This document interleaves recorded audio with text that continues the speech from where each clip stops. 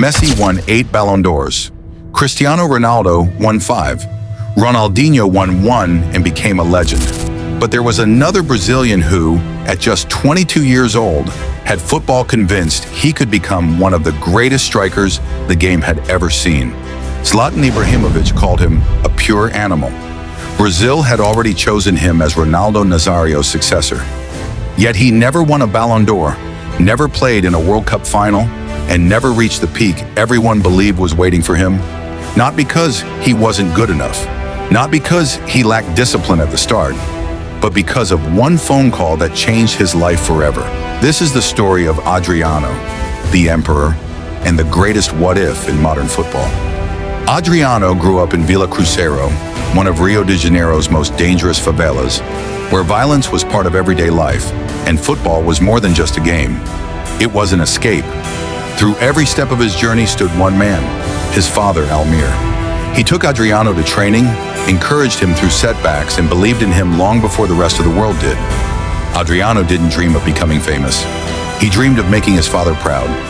That dream carried him into Flamengo's academy, where he nearly got released for being too small before one coach stepped in and saved his future. It was a decision that would change Brazilian football forever. When Adriano arrived in Italy, defenders had never seen anything quite like him. He had the body of a target man, the pace of a winger, and the technique of a Brazilian playmaker. His left foot was one of the most feared weapons in football. He could score from impossible angles, unleash unstoppable long-range strikes, and bully defenders who looked helpless trying to stop him. Between 2004 and 2005, he became one of the deadliest forwards in the world. Zlatan Ibrahimovic later admitted that when he joined Inter Milan, the one player he desperately wanted the club to keep was Adriano. Around the dressing room, teammates weren't wondering whether he would become a superstar. They were wondering just how great he could become. Then came July 25, 2004. Brazil faced Argentina in the Copa America final. Deep into stoppage time, Brazil were seconds away from defeat. Adriano received the ball outside the penalty area, turned in one movement, and unleashed a thunderous left-footed strike into the corner. Brazil survived. Minutes later, they lifted the trophy, and Adriano was named player of the tournament. As he stood on the podium with tears in his eyes, he dedicated the title to his father, calling him his greatest friend and saying that without him, he was nothing.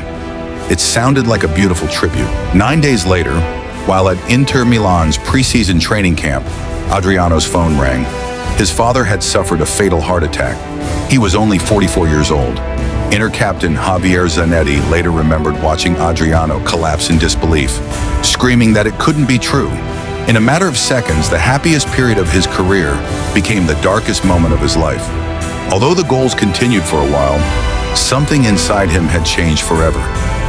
Years later, Adriano admitted that football never felt the same after his father's death, because his father had been the reason he loved the game in the first place. Depression took over. Alcohol replaced discipline. Training became a burden instead of a privilege. Inter tried to help him. Zanetti tried to help him. But grief isn't an opponent you can outplay. Slowly, the unstoppable force who had terrified Europe's best defenders disappeared.